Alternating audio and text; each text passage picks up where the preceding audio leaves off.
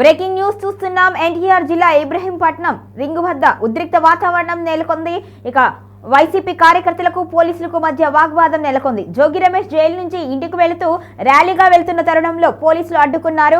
మీ ర్యాలీకి అనుమతి లేదు అంటూ అడ్డుకోవడంతో వైసీపీ శ్రేణులకి పోలీసులకి మధ్య వాగ్వాదం నెలకొంది. ఎన్టీఆర్ జిల్లా ఇబ్రహీంపట్నంలో ఉద్రిక్త వాతావరణం నెలకొంది. జైలు నుంచి విడుదల ఇంటికి వెళ్తున్న సందర్భంలో రింగ్ సెంటర్ వద్ద ఆగిన వైసీపీ నేత జోగి రమేష్ కు పోలీసులకు మధ్య వాగ్వాదం చోటు చేసుకుంది. ర్యాలీకి అనుమతి లేదు అని దుర్గారావు సూచించడంతో కారులో నుంచి దిగి జోగి రమేష్ పోలీసులతో నేరుగా వాగ్వాదానికి దిగారు. ఈ ఘటనకు సంబంధించిన సమాచారం వెలుగులోకి రావడంతో రాజకీయ వర్గాల్లో చర్చనీయాంశమైంది. జోగి రమేష్ నివాసానికి చేరుకున్నారు. ఆ తర్వాత ఎన్టీఆర్ జిల్లా వైసీపీ అధ్యక్షుడు దేవినేని అవినాష్, ఇక ఎమ్మెల్సీ మొండితోక అరుణ కూడా కూటమి ప్రభుత్వంపై తీవ్ర విమర్శలు గుప్పించారు.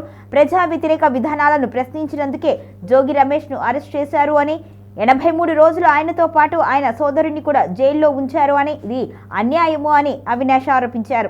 కోర్టు కూడా ఈ కేసులో నిజం గుర్తించి బెయిల్ ఇచ్చింది అని అన్నారు.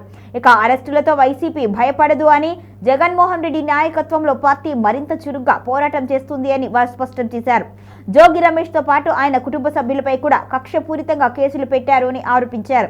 2029లో జగన్మోహన్ రెడ్డి మళ్లీ ముఖ్యమంత్రి అయిన తరువాత తమ నాయకులను ఇబ్బంది పెట్టిన వారిపై చట్టబద్ధంగా చర్యలు తీసుకుంటాము అని వైసీపీ నేతలు హెచ్చరించారు. మొత్తానికైతే జోగి రమేష్ జైలుకు వెళ్లి తర్వాత ఇంటికి వచ్చారు. ఆ తర్వాత ఆయన ధైర్యంగానే ఉన్నారు. రెట్టింపు ఉత్సాహంతో ప్రజల్లోకి వైసీపీ వెళ్తుంది అంటూ కూడా వైసీపీ శ్రేణులు అయితే వెల్లడించారు.